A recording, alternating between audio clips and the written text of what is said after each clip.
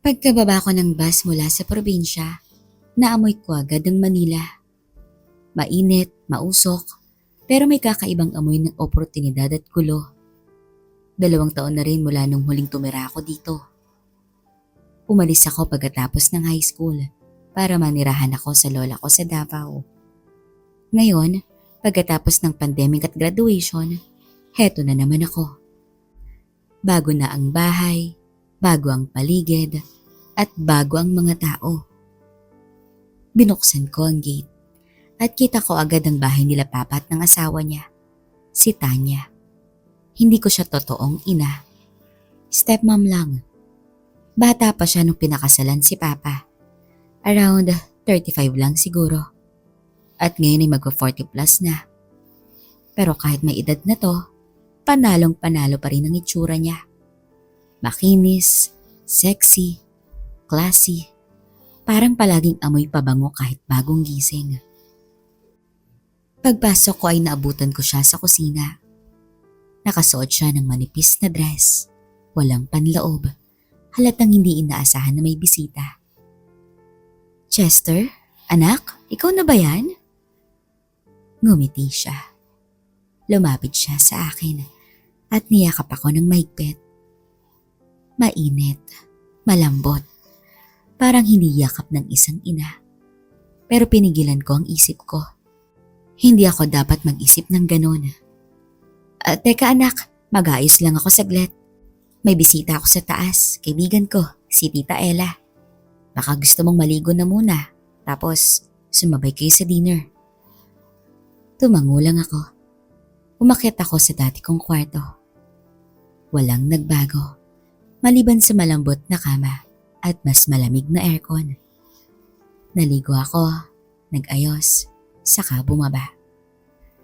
At sa dining area, nandun na si Tita Ella. Maputi, mahaba ang buhok, malalim ang harapan. Nakasuot siya ng white silk robe na parang hindi sinasadya nakita ang ibaba at halos lumalabas na ang nasa harapan. "Hi, ikaw pala si Chester." Saad nito, sabay ngiti. "Gwapo ka ha? Kamukha mo si papa mo nung bata pa siya." Medyo nahiya ako sa sinabi nito, pero ngumiti ako. Hindi ko maikakaila na may naramdaman akong kakaiba. Lalo na nang mahuli kong nakatitig siya sa dibdib ko habang kumakain kami. Magkaka-classmate sana kami ni Tanya noon. Saad nito habang nagsasalin ng wine. Kaso mas pinili kong mag-asawa agad. Single ka na ngayon?" Tanong ko nang wala sa oras. Tumawa siya ng malalim, malandi. "Matalas ka, Chester." "Oo, matagal na." Lumalim na ang gabi. Uminom pa kami ng wine.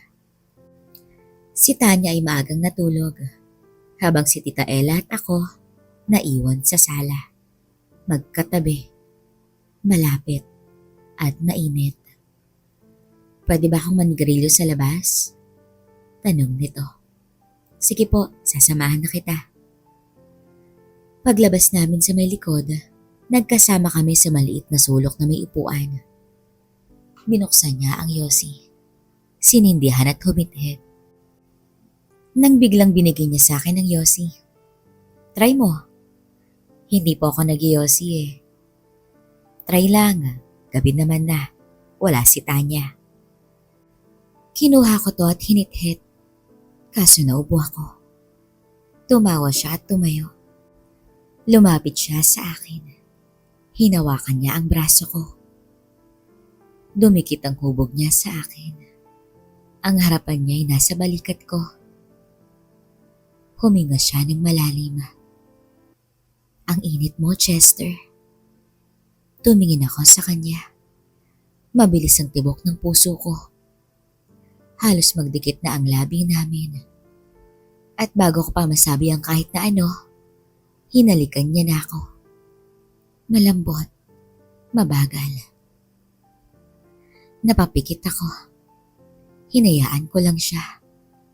At sa ilang minuto ng gabing yon, nakalimutan ko kung sino siya. kung sino ako. Ang alam ko lang ay may mainit na kamay na naglalakbay sa dibdib ko at isang halik na hindi ko na kayang tanggihan. Hindi ko na maalala kung ilang segundo o minuto na magkahinang ang labi namin ni Tita Ella. Basta ang alam ko lang, habang hawak niya ang batok ko, unti-unting nawawala ang lakas ko para tumutol. Hindi ko naman talaga to pinlano. Hindi ko hinanap. Pero totoo rin na hindi ko na rin kayang pigilan. Chester, bulong nito habang nakapikit. Hindi mo ba ako gusto? Hindi ako nakasagot. Sa halip, hinila ko siya palapit. Mas mariin, mas totoo. Parang sinagot ko siya hindi sa salita, kundi sa bawat haplos at sa bawat halik. Nakaupo kami sa madilim na likod bahay. May konting ilaw mula sa poste ng kalsada. Wala si Tanya, mahimbing sa itaas. At heto ko, yakap-yakap ang matagal ng kaibigan niya. Pinalakbay niya ang kamay niya sa ibaba ko. Dinaman niya ang tensyon ng hubog kong kanina ko pag gustong itago. Napasinghap ako. Nagiinit ako, Chester. Bulong niya sa akin. Matagal na, walang lalaki nagpaparamdam sa akin ng ganito. Ng init. Pinikit ko ang mga mata ko. Naglapat ang aming mga labi. Mabagal lang at maingat. Wala nang atrasan. Hindi kami umabot sa kwarto. Doon mismo sa upuan sa likod ng bahay. Tahimik, madilim at delikado. Habang pinipigil ko ang mga impit niyang tili, naramdaman kong hindi na to bastang tukso lang. Isa na tong lihim na kailangang itago. At sa pagtatapos ng gabing yun, bago siya pumasok sa kwarto ng bisita, muli niya akong hinalikan. Matagal. Walang makakaalam ha. Bulong nito. Kahit kita niya. Tumango ako sa kanya. Pero sa loob-loob ko, alam kong nagsimula ng pagkalubog ko. Kinabukasan, maagang nagising si Tanya. Nagluluto siya sa kusina. Magaan ang aura. Parang walang alam. Parang walang nararamdamang kakaiba. Good morning anak. Okay ba ang tulog mo? Opo, mahimbing naman. Sagot ko. Pilit na kalmado. Dumating si Tita Ella. Nakaayos na siya. Ang bango-bango. Nginitian niya ako. Yung ngiting yun, para siyang nanunukso. Parang nag-aaya ng panibagong gabi. Mauuna na ako, Tanya. Salamat sa dinner kagabi ha. Ang sarap talaga ng luto mo. Tumango si Tanya. Ngumiti. Halatang walang kaalam-alam. Paglabas ni Tita Ella, nagkasalubong pa kami sa gate. See you soon. Bulong niya sa akin, sabay pisil sa braso ko. Pagbalik ko sa loob, hindi ko na naiwasan pang tignan si Tanya. Nakasandal siya sa counter, umiinom ng kape. Tahimik lang. Sa loob-loob ko, hindi ko alam kung masaya ako sa nangyari o nagsisisi. Pero isa lang ang malinaw. May nabuksan ng pinto sa bahay na to na hindi ko na kayang isara. Ilang araw ang lumipas mula na may nangyari sa amin ni Tita Ella. Sa panlabas, parang walang nagbago. Normal pa rin ang kilos niya. At si Tanya, tuloy lang sa araw-araw na rutina. Pero ako ay nag-iiba. Gabi-gabi kong naiisip yung gabing yun. Yung mga tili na pilit niyang tinatakpan. Yung init ng hubog niyang matagal nang naghahanap ng atensyon. At ang pinakamasakit, gusto ko pa. Hinahanap ko pa. Pero isang gabi, nagbago ang lahat. Mabigat na balita. Nasa sala ako noon nanonood ng Netflix. Nang biglang tumunog ang telepono ni Tanya. Nasa kusina siya at nagluluto. Kinuha niya yon. Saglit lang siyang nakinig. Tapos ay natulala. "Tanya?" Tanong ko at lumapit ako sa kanya. Napaupo siya na nanginginig. Namumutla ang labi. "Chester." Bulong nito. Halos hindi marinig. "Si Papa mo na aksidente." Parang tumigil ang mundo ko. Anong ibig mong sabihin? Nasaan siya? Anong nangyari? "Wala na siya, anak."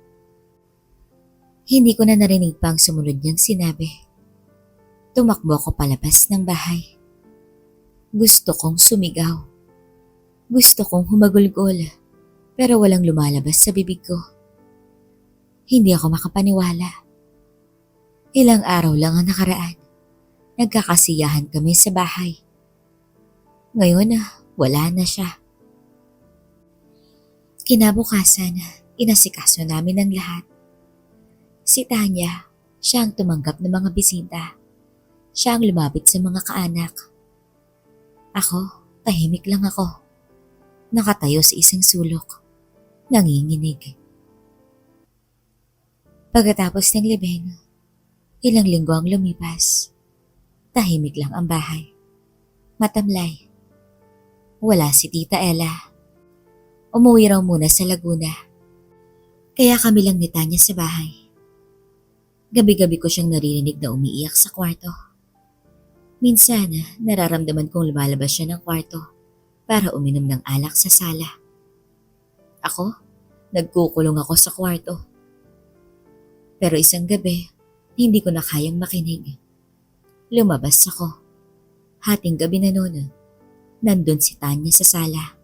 Naka-night dress lang. Nakalugay ang kanyang buhok. Walang make-up. Mukha siyang pagod, tulala at malungkot. May hawak siyang baso ng alak.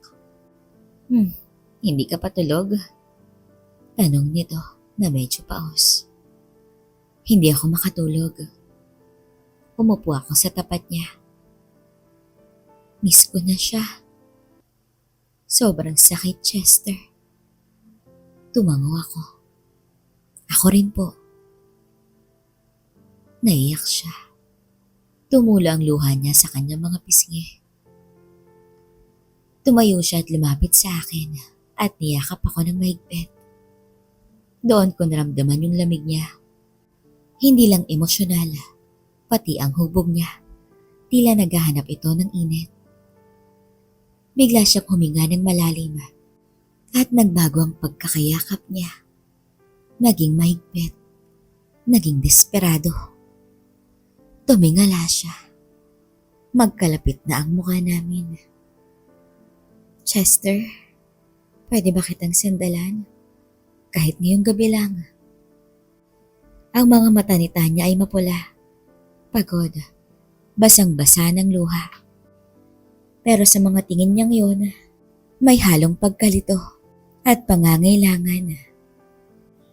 "Pwede ba kitang sandalan kahit ngayong gabi lang?" Ulit nito na halos pabulong. Hindi ako sumagot. Hinawakan ko ang balikat niya. "Hindi mo kailangan magpaliwanag." Saad ko sa kanya. Tumulo ang kanyang mga luha. Sabay sunod na yakap. Mas mahigpit. Mas malapit. Ramdam ko ang init niya. At sa mga segundong yun, walang stepmom, walang anak. Magkaibang nilalang lang kami na parehong nauuhaw sa pagkalinga. Parehong sugatan. Inalalayan ko siyang maupo sa sofa.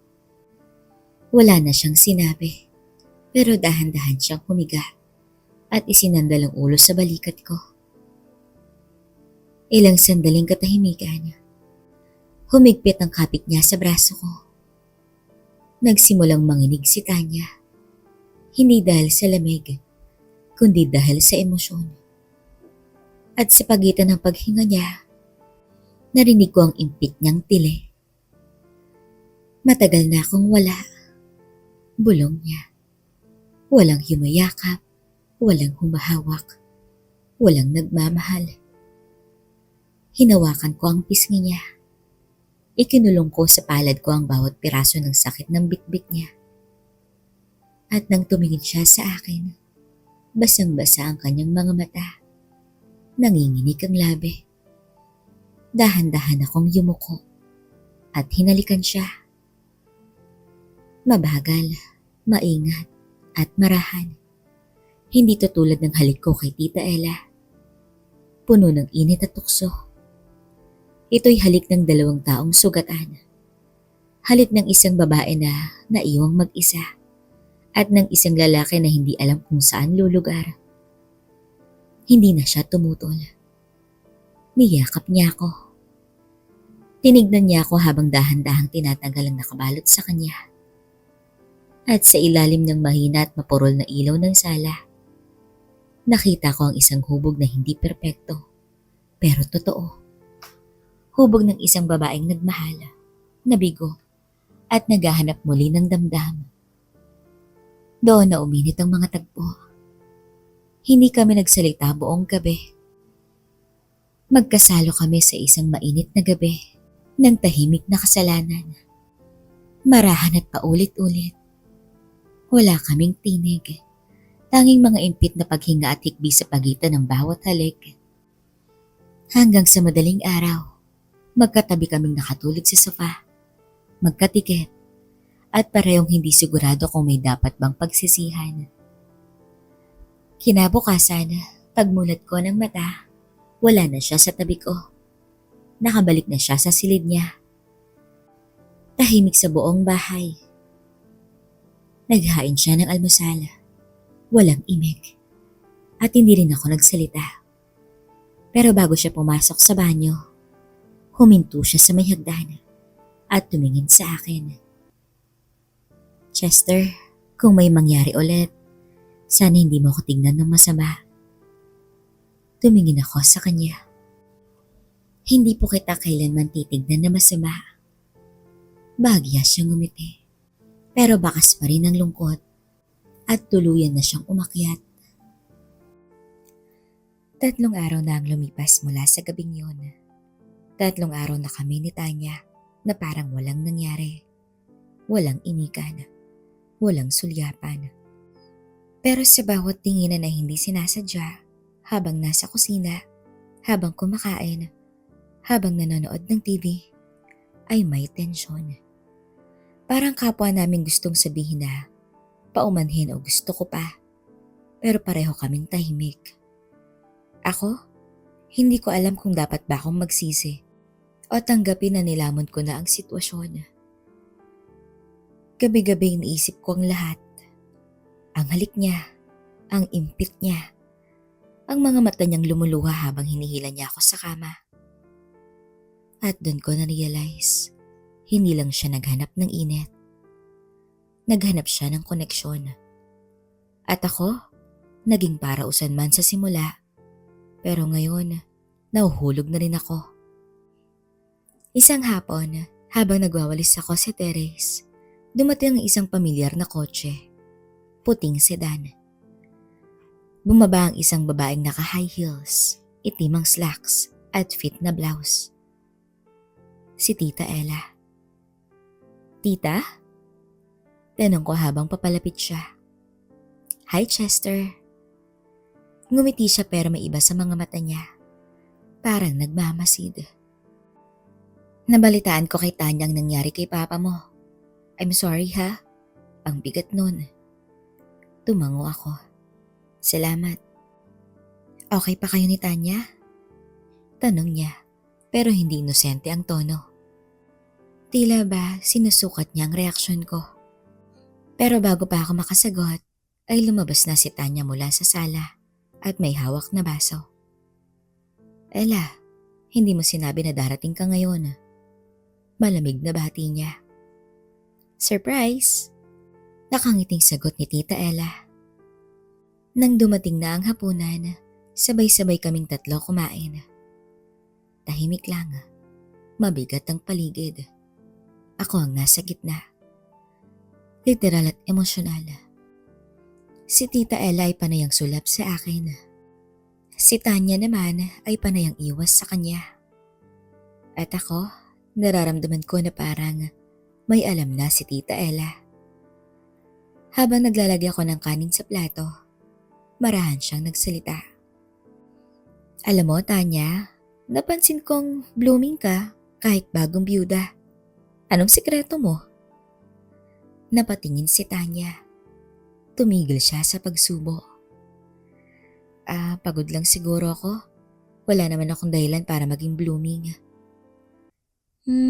Baka naman may bago kang kasabay matulog. Sabay sip ng wine ni Tita Ella. Diretsahan. Matulis. Tumigil ang kamay ko. Kinakabahan ako. Ngumiti si Tanya ng malamig. Ikaw yata ang sanay sa palitan ng kasabay sa kama, Ella. Huwag mo kong idamay. Tumayo si Tanya. Maiwan ko na muna kayo. Hindi ko yata makakayang ambience ngayon. Pag-alis niya, naiwan kaming dalawa ni Tita Ella. Tumayo siya at lumapit sa akin. At bumulong. Chester, hindi lang ako marunong magbasa ng tao. Marunong din akong makiramdam. At amoy ko pa rin sa'yo yung halik ko. Pero may halo na. Napatingin ako sa kanya. Tahimik lang ako. Gusto kong magpaliwanag, pero alam kong hindi ko dapat. Wala siyang karapatan at wala rin akong depensa. Kinagabihan, pumasok si Tanya sa silid ko. Wala siyang suot kundi ang silk na pantulog at basa pa ang buhok. Umupo siya sa tabi ko at hindi niya ako matignan. Ella knows. Bulong niya. Sigurado ka? Tanong ko sa kanya na kinakabahan pa. Tumango siya. And she's dangerous when she's hurt. Hindi ko alam kung anong mas nakakatakot. Ang lihim naming relasyon o ang pagsabog na paparating. Hindi na ako makatulog. Gulong-gulo na ang isipan ko. Parang may bagyong umiikot sa loob ng dibdib ko. Gusto kong itanong kay Tanya kung totoo bang alam na ni Tita Ella ang tungkol sa amin. Gusto kong itanong kung may plano ba kami o wala. Pero ang hindi ko inaasahan, siya mismo ang kumatok sa pinto ko sa kailaliman ng gabi. Pwede ba akong pumasok? Mahinang boses. Tumango ako. Muli siyang naka-night gown. Pero ngayong gabi, may suot siyang robe sa ibabaw. Pero hindi rin to nakakubli sa bawat kurba ng hubog niya. Basa pa rin ang buhok niya. Halatang galing sa shower. Amoy sabon, amoy babae, amoy ligaw na damdamin. Hindi ako makatulog. Ikaw? Umiling ako. Hindi rin. Lumapit siya sa akin. Umupo siya sa gilid ng higaan ko. Tahimik lang. Ilang segundo lang pero parang ang tagal. Chester, tumingin ako sa kanya. Malungkot ang kanyang mga mata pero may halong desisyon. Tila ba ngayong gabi, handa siyang kumawala. Huling gabi ko na siguro to. Bulong niya. Hindi ko alam kung ano mangyayari bukas kapag kinumpronta na tayo ni Ella. Tanya. Pero bago pa ako makapagsalita, lumapit na siya at hinalikan ako. Hindi tulad nung nauna. Ngayon, mas mabagal. Mas may paninindigan. Parang sinasabi niya nga, ito na ang simula ng katapusan natin. Kaya damhin natin ang buo. Marahan niyang hinawakan ang mukha ko. Tila ba sinusulat sa balat ko ang sakit ng pagkawala niya, ang guilt, at ang init ng pagkakalapit namin. Naglakbay ang kamay niya sa akin. Umakyat ako ng higaan, humiga, at siyang dumagan sa akin. Hindi kami nagmamadali. Hindi to sabik. Hindi to init lang. Ito ay pagsuko. Marahan siyang sumayaw at dinadama niya ang bawat segundo, ang bawat sandali. Tumingin siya sa akin at sa unang beses, naramdaman kong totoo na ang lahat. Hindi to libangan, hindi to tukso. Ito ay koneksyon. At habang nagsasama ang hubog naming dalawa sa malamig na kwarto, wala kaming narinig, kundi ang mga buntong hininga. Parang panalangin, parang pag-amin. Chester, bulong niya habang yakap ko siya. Kung sana sa ibang panahon tayo nagkakilala. Pero nandito na tayo. Sagot ko habang hinahaplos ko ang buhok niya. At hindi kita iiwan, Tanya. Tuluyan ang tumulo ang kanyang mga luha. Hindi dahil sa lungkot, kundi dahil sa takot. Takot sa kung anong mangyayari kinabukasan. Takot sa kung gaano kasakit ang katotohanan. Pero nang gabing yon, sa huling pagkakataon bago ang bagyo, nagmahal kami ng tahimik, lihim at buong buo. Kinaumagahan, tahimik sa loob ng bahay. Parang walang nangyaring milagro kagabi. Nasa kusina si Tanya. Tahimik siyang nagtitimpla ng kape. Ako naman, nakaupo sa hapagkainan. Pinagmamasdan siya. Habang ang isip ko ay naiipit pa sa pagitan ng guilt at ng kakaibang kapayapaang naramdaman ko habang katabi siyang buong gabi. Gusto ko sana siyang yakapin, pero hindi namin kailangan magsalita. Saglit kaming nagkatinginan. Sapat na yun para malaman naming pareho ang laman ng isip ng isa't isa. Hanggang kailan to? At doon na nagsimula ang putok ng bagyo. Tumunog ang doorbell. Isang beses lang, pero malakas. Tila ba may daladalang galit ang daliri na pumindot sa buzzer. Si Tanya ang nagbukas ng pinto. Bumungad sa kanya si Tita Ella. Naka-black jumpsuit, dark shades, at pulang lipstick na tila ba sinadyang sobrang pula. Walang bate, walang pa-smile. Pwede ba tayong mag-usap? Tanong niya kay Tanya. Tapos bigla siyang tumingin sa akin. Kahit andyan si Chester. Umupo siya sa sofa. Sabay labas ng envelope mula sa kanyang bag. Ibinato niya to sa mesa. Bagsak. Malutong ang tunog. Mabigat. May gusto akong ipakita. Anya. Dahang-dahang binuksan naman ni Tanya ang envelope. Mga litrato. Mga litrato ko at ni Tanya. Magkayakap sa sala. Nakatapis. Ang isa ay nakahiga sa sofa. At ang isa, magkalapat ng labi. May kumuha sa amin? Nanlamig ako. Napalingon ako kay Tanya. Pansin kong nagulat din siya, pero hindi nagpanik. Matagal ko nang alam. Saad ni Ella. Pero pinili kong manahimik hanggang sa makumpirma ko. At ngayong hawak ko ng ebidensya, gusto kong malaman nyo na hindi lang to tungkol sa pangangaliwa nyo sa moralidad. Ella, shut up! Sigaw niya at tumayo. Hindi lang to dahil nagpaligaya kayo. Hindi lang to dahil ginamit mo ang anak ng asawa mo, Tanya. Ito'y dahil alam ko ng totoo sa pagkamatay ni Leo. Tahimik ang paligid.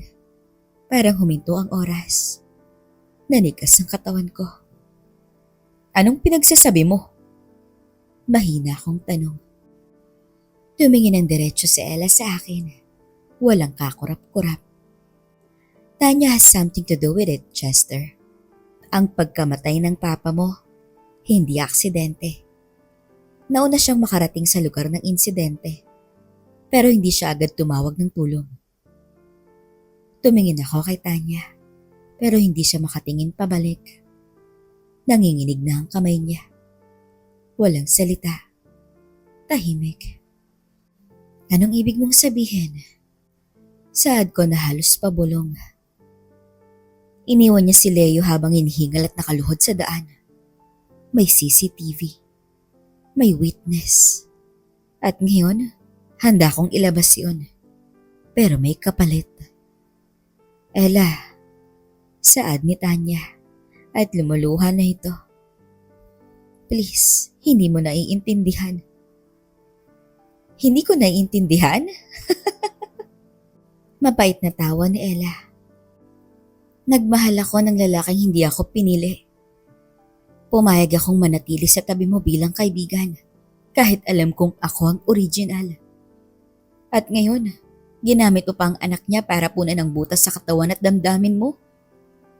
Tumingin siya sa akin. Tumitig ng malalim. Chester, ikaw ang magiging dahilan kung mananahimik ako o hindi. Tahimik lang ako. Parang pinutukan ng baril ang dibdib ko. Si Tanya, nakatungo at humihikbi. Habang si Ella, nakatayo at nag-aabang ng desisyon. Pipili ba ako ng init na ngayon ko lang natikman? O pipiliin ko ang katotohanan at hustisya sa ama kong nawala? Ang pinakamasakit, mahal ko na silang dalawa sa magkaibang paraan. Tahimik lang. Si Tanya ay nakatungo pa rin sa harap ng mesa. Wala nang kayang sabihin. Si Tita Ella, nakatayo, palaban, matalim ang tingin sa aming dalawa. Hindi ako makagalaw. Parang nakalubog ang mga paa ko sa semento ng kasalanan. Gusto kong sumigaw. Gusto kong tanungin si Tanya kung totoo ba. Pero isa lang ang lumabas sa bibig ko. Totoo ba to? Unti-unting tumingin si Tanya sa akin. Mapurol ang mga mata. Lumuluhang parang walang tunog. Hindi ko siya pinatay, Chester. Pero pinabayaan ko siya. Nanlaki ang mga mata ko. Anong ibig mong sabihin? Nagsimula siyang magsalita at nanginginig pa ang kanyang boses. Gabi yun, nag-away kami ng papa mo. Nahuli niyang mahinala siya na may ibang lalaki ako. Napatingin siya kay Ella. Ikaw ang pinaghihinalaan niya, Ella. Dahil dati mong boyfriend si Leo bago mo siya iniwan sa Japan. Hindi ko siya iniwan, sagot ni Ella. Pinauwi ko siya dahil gusto niyang bumuo ng pamilya. At ikaw ang pinili niya, hindi ako. Huminga ng malalim si Tanya. Galit siyang umalis ng bahay. Hinabol ko siya sakay ng kotse. Pero sa daan, bumaba siya. Nilapitan ko siya. Nahihirapan siyang huminga. Pero imbes na tulungan ko siya, tinignan ko lang. Tinignan ko lang siya. Sa loob-loob ko, baka ito na ang karma niya. Tumulo ang mga luha ko. At iniwan mo siya. Tumango si Tanya. Umalis ako. Iniwan ko siyang lumalaban mag-isa. At nang tumawag ako ng tulong, huli na. Tumayo ako. Hindi ko alam kung galit ako o basag lang ako sa damdamin. Umiikot ang mundo ko. Lumapit sa akin si Ella. Chester, pwede ko ipaimbestiga si Tanya. May video, may oras, may testigo. Pero ikaw ang desisyon ko. Kung pipiliin mo siya, titigil ako. Kung hindi, kakasuhan ko siya. Tumingin siya sa akin. Piliin mo siya, pero burahin mo ako sa buhay mo. Lumapit si Tanya. Dahan-dahang lumuhod sa harapan ko. Chester, hindi ko inaasahan na mamahalin kita. Akala ko init lang. Akala ko pansamantala lang. Pero ikaw na ang pumuno sa lahat ng kulang. Alam kong mali. Alam kong kasalanan. Pero totoo lahat ng naramdaman ko. Hinawakan niya ang kamay ko. Pero kailangan mong umalis kung kailangan mong itama lahat ng mali. handa akong mawala. Paano mo pipiliin ang tama kung ang puso mo ay kumakapit sa mali? Paano mo ililibing ang damdamin kung doon ka lang nakaramdam ng buhay? Tumingin ako kay Ella. Tinignan ko ang hawak niyang ebidensya. At tumingin ako kay Tanya. Nabasang-basa ng luha at walang kalaban-laban. Sa gitna ng katahimikan, isa lang ang sinabi ko. Hindi ko mapipili ang isa kung parehong may iniwan sa akin. Tumalikod ako. Umalis ako na walang dala, walang paalam, walang yakap. 2 weeks later, nagpunta ako sa Davao. Tahimik lang ako. Lumayo ako sa lahat. Hanggang isang araw, nakatanggap ako ng sulat. Galing to kay Tanya. Chester, hindi ko alam kung mababasa mo pa to. Pero sana, kahit wala ka na sa tabi ko, alam mong ikaw lang ang lalaking minahal ko ng totoo. Salamat sa pagdamay sa init, sa mga panahon na kahit bawal ay naging totoo. Pero hindi ko alam kung hanggang kailan ko kayang mabuhay sa ganitong tahimik. Patawad kung ang huling mensahe ko ay hindi mo na masagot. 2 buwan na akong nasa Davao. Tahimik dito. Malayo sa lahat. Wala si Tita Ella. Wala si Tanya. Wala ang bahay kung saan ako natuto ng init, ng kasalanan, at ng pag-ibig na hindi dapat. Nag-apply ako bilang isang assistant sa isang maliit na graphic studio. Nagbabasa ako ng mga lumang libro. Sa bawat pahina, iniiwasan kong maalala ang mga gabi sa sala. Ang amoy ng buhok ni Tanya. Ang panginginig ng katawan niya tuwing sinasabi niyang, mahal kita kahit bawal. Pero kahit anong gawin ko, hindi ko siya mabura. Isang hapon habang nasa trabaho, tumunog ang cellphone ko. Galing sa unknown number. Sinagot ko to. Chester, pamilyar na boses. Si Ella. Ella, mahina akong saad. Anong meron? Tahimik siya sa kabilang linya. Hindi ko alam kung dapat ba akong tumawag pero may nangyari. Naramdaman ko na agad ang kabog sa dibdib ko. Si Tanya, nakita siyang wala ng malay sa loob ng banyo. May overdose ng pills. May sulat at hindi na siya umabot pa sa ospital. Pagbalik ko sa Maynila, sinalubong ako ni Ella. Hindi na siya galit. Wala nang make-up.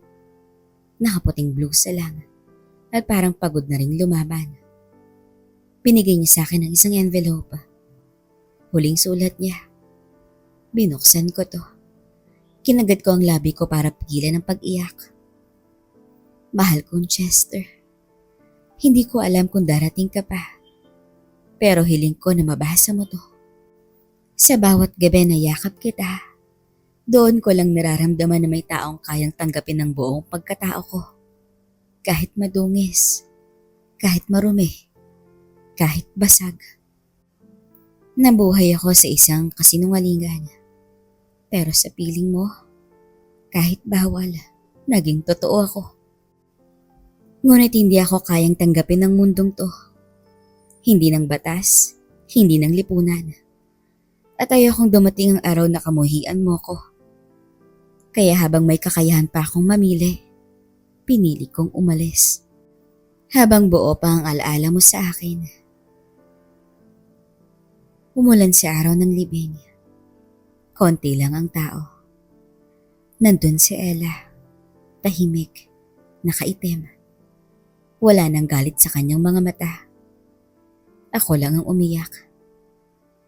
At sa harap ng puntod ni Tanya, yumuko ako. Hindi ko alam kung anong dasal ang sasabihin.